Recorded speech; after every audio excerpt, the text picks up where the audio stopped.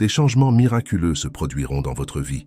Restez silencieux dans ces 10 endroits dont nous allons parler maintenant. Avec autant de bruit autour de nous, il est courant de se sentir stressé. Mais si vous vous entraînez à rester silencieux pendant un petit moment chaque jour, cela peut aider à réduire les hormones qui causent le stress dans votre corps. Cela vous permet de vous sentir plus calme, de mieux contrôler votre colère et de réduire les niveaux d'hormones qui augmentent le stress. Quand quelqu'un rejoignait le groupe de Gautama Bouddha, la première chose que Bouddha enseignait était comment être calme. Avant de commencer à méditer, le nouveau membre a appris l'importance de rester calme. Dans cette vidéo, nous allons découvrir quand nous devons nous taire et quand nous devons parler, ainsi que comment le silence peut apporter un changement positif en nous. Si vous aimez ce type de vidéo, abonnez-vous à la chaîne dès maintenant pour ne manquer aucune nouvelle vidéo que nous préparons pour vous. Une fois dans la soirée, un maître a appelé tous ses élèves et leur a dit d'être présents devant sa cabane après s'être baignés dans la rivière le lendemain matin. Les élèves ont été surpris, se demandant s'ils n'avaient pas fait d'erreur. Mais parmi eux, l'un d'eux suggéra que le maître partagerait peut-être quelque chose d'important le lendemain matin. Ils se couchèrent tous de bonne heure et après s'être baignés dans la rivière, ils se rassemblèrent devant le maître. Il a annoncé qu'il enseignerait les avantages de garder le silence.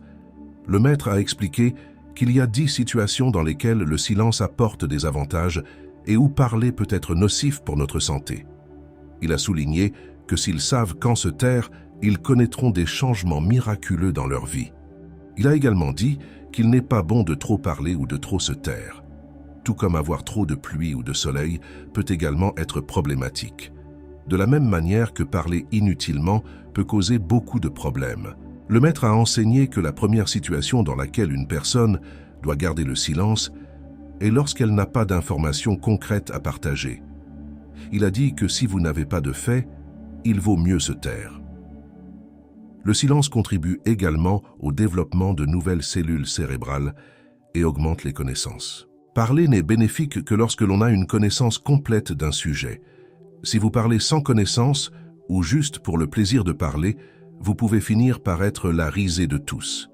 De plus, si vous parlez sans avoir suffisamment d'informations, les gens peuvent perdre confiance en vous.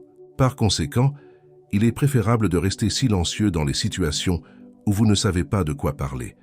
Souvent, certaines personnes parlent trop partout, même si elles ne savent pas quoi dire. Cela peut amener les autres à se moquer d'eux. Par conséquent, il est plus sage de garder le silence jusqu'à ce que vous ayez une bonne connaissance ou compréhension de la question à portée de main. Le maître a également souligné une deuxième situation où il est préférable de garder le silence, lorsque vos paroles peuvent causer un préjudice mental à quelqu'un. On ne devient pas grand en disant du mal de quelqu'un de plus faible. La vraie grandeur consiste à soutenir les plus faibles. Dans de nombreux cas, les gens sont tentés de montrer leur supériorité sur les autres, mais cela n'ajoute rien à sa grandeur.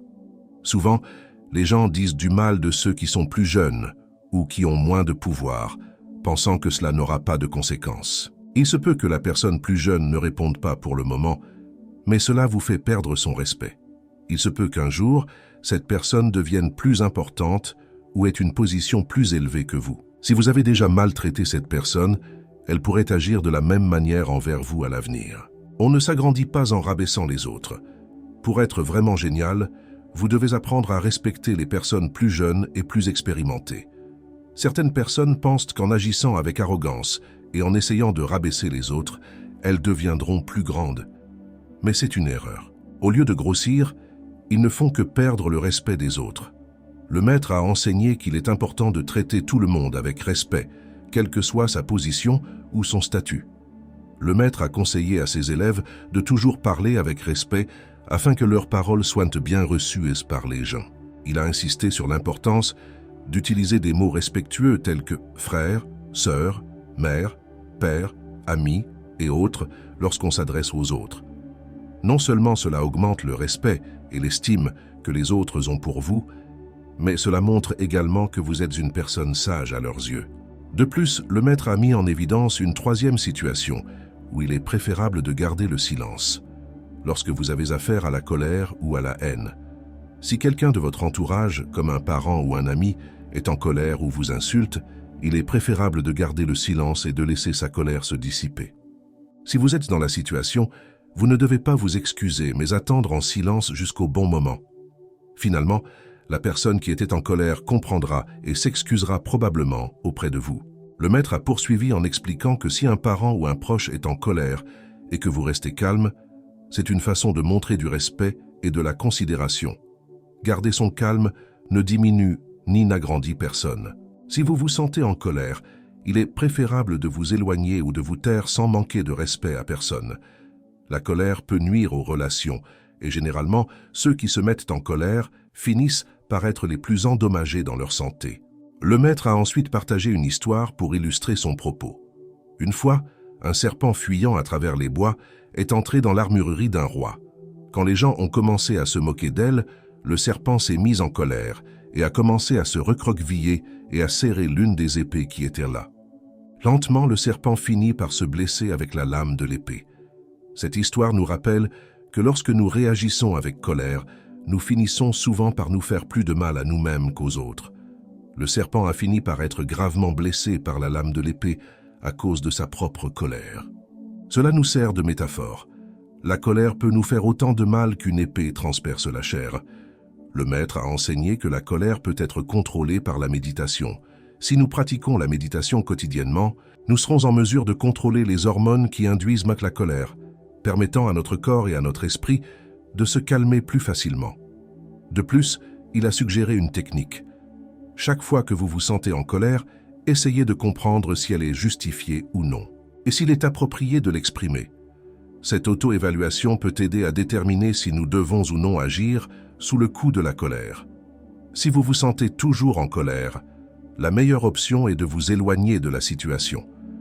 Au fil du temps, cette pratique aidera à calmer votre esprit. Le moine a clairement indiqué que le silence est encore plus puissant lorsque vous savez vraiment qui vous êtes et que vous maîtrisez la connaissance de soi.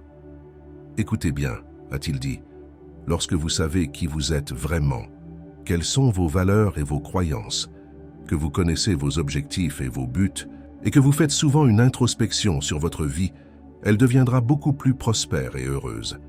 Par conséquent, la grande majorité des gens vivent une vie triste et malheureuse et ont beaucoup d'incertitudes quant à leur avenir, car ils ne se connaissent pas comme ils le devraient. Vous ne pourrez changer cela qu'à partir du moment où vous apprendrez à mieux vous connaître, a-t-il conclu. Le maître a mis l'accent sur une quatrième situation dans laquelle il est important de garder le silence, lorsque la question n'a pas de rapport direct avec vous.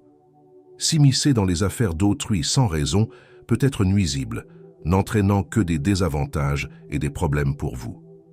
Il a conseillé de ne pas s'impliquer rapidement dans des conflits entre d'autres personnes, à moins qu'on ne leur demande explicitement d'aider à résoudre le conflit. Il n'est pas approprié de s'immiscer dans la vie personnelle de quelqu'un. Le maître a averti que certaines personnes se mêlent inutilement des différends des autres, ce qui peut entraîner une perte de respect et de dignité. Il a dit qu'il est important de comprendre et de respecter les limites, de ne participer que lorsque votre présence est vraiment nécessaire et demandée. Le maître a mis en évidence une cinquième situation cruciale où il est sage de garder le silence. Lorsque vos paroles peuvent nuire à un ami ou ternir la réputation de votre famille ou de vos amis. Dire du mal de quelqu'un, en particulier de votre famille ou de vos amis, ne fait que donner une image négative de vous-même. Il a conseillé que les problèmes qui peuvent être résolus facilement ne devraient pas être exacerbés par des mots durs. Le maître a également insisté sur l'importance d'essayer de parler sans crier. Si vous ne pouvez pas parler sans crier, il est préférable de rester silencieux. Crier sur quelqu'un en dit long sur votre propre comportement, et souvent trop parler peut aggraver les situations. De nombreuses relations sont endommagées par des mots prononcés haut et fort avec colère. La modération dans le discours est donc essentielle pour maintenir de bonnes relations et respecter les autres. Le maître a souligné que trop parler cause souvent du tort, surtout lorsqu'il s'agit de la réputation de quelqu'un d'autre. Si vos paroles peuvent nuire à l'honneur de quelqu'un, il est préférable de se taire. Il est important de ne pas dire du mal d'une personne qui n'est pas présente pour se défendre, car cela nuit non seulement à la personne absente, mais rejaillit également négativement sur l'orateur. Il a ensuite mentionné la sixième situation, où il est conseillé de garder le silence, lorsque quelqu'un dit du mal d'une tierce personne en votre présence. Dans de tels cas, il est préférable de ne pas exprimer votre opinion et de simplement écouter. Participer à des commérages ou faire des commentaires négatifs peut entraîner des malentendus et des conflits inutiles. Par conséquent, dans des situations comme celle-ci, rester neutre et silencieux est l'approche la plus sage et la plus respectueuse. Le maître a fait remarquer que si quelqu'un vous dit du mal d'une tierce personne, il est probable que cette même personne parlera mal de vous aux autres. Participer à ces conversations peut finir par nuire à votre propre image. Selon les principes de l'éthique, une personne qui se tait et utilise son intelligence est considérée comme sage. Il n'est pas approprié de s'immiscer inutilement dans les conversations ou de dire du mal de quelqu'un. Parfois, la sagesse réside dans le fait de savoir quand ne pas exprimer ses opinions, surtout dans des situations qui ne vous concernent pas directement. Le maître a poursuivi en mentionnant une 7e situation dans laquelle il faut garder le silence. Lorsque ces émotions ou ces sentiments ne sont pas compris par quelqu'un. Si vous avez l'impression que l'autre personne ne comprend pas votre douleur, votre souffrance ou vos préoccupations par des mots, il peut être préférable de garder le silence. Le maître a conseillé que si vous remarquez que la personne à qui vous parlez ne comprend pas ou ne fait pas d'effort pour comprendre ses sentiments, ses douleurs ou ses problèmes, il est préférable de garder le silence. Partagez vos émotions ou vos problèmes avec quelqu'un qui ne montre pas d'intérêt ou d'empathie peut entraîner des regrets futurs, car ces personnes peuvent ne pas apprécier ou respecter ce que vous avez partagé. Il n'est pas conseillé de révéler vos sentiments et vos pensées intérieures à tout le monde.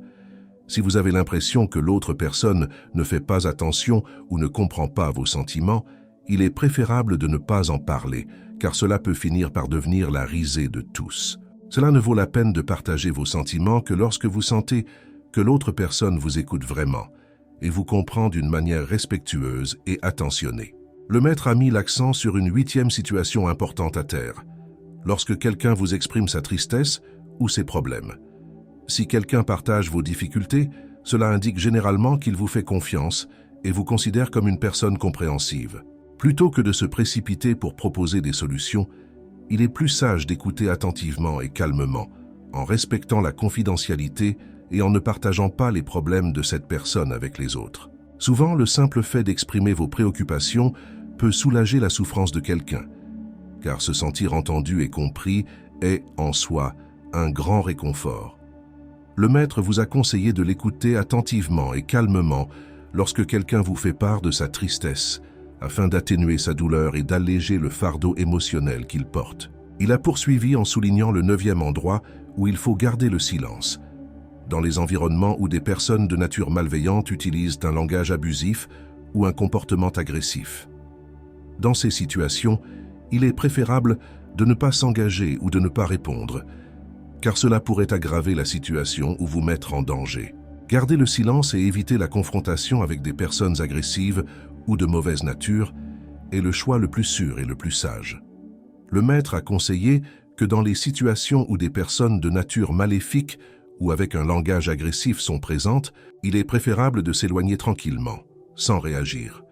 En essayant d'argumenter ou de confronter les gens avec un comportement destructeur et un langage abusif est généralement inutile, car ils ne sont pas disposés à écouter ou à changer d'attitude à ce moment-là. Attendre qu'ils soient calmes peut être une stratégie plus efficace pour communiquer avec eux. Enfin, le maître a mentionné une 10e situation dans laquelle il est prudent de se taire. Ne pas partager ouvertement les secrets de votre succès. Il a noté que certaines personnes qui réussissent rapidement ont tendance à trop en faire trop. Cela peut entraîner de la jalousie ou du ressentiment de la part des autres, qui ne partagent peut-être pas le même succès. Il est important d'être discret sur vos réalisations et vos réussites pour éviter de créer des sentiments négatifs ou de l'envie chez les autres. Partager le succès avec modération et humilité est un moyen de maintenir de bonnes relations et d'éviter les conflits inutiles. Le maître a expliqué que le fait d'afficher excessivement son propre succès peut attirer l'énergie négative de ceux qui vous entourent, en particulier de ceux qui ne sont peut-être pas satisfaits de votre succès. Si vous réussissez, les gens le sauront naturellement, il n'y a pas besoin de faire d'histoire. De plus, exagérer vos réalisations peut avoir des conséquences négatives pour vous-même. Le maître a conclu en disant à ses disciples que s'ils appliquaient ces 10 enseignements dans leur vie, il pourrait éviter de nombreux problèmes. Il leur a assuré que ce conseil serait comme une bénédiction dans leur vie. Si vous avez aimé la vidéo, abonnez-vous à la chaîne dès maintenant.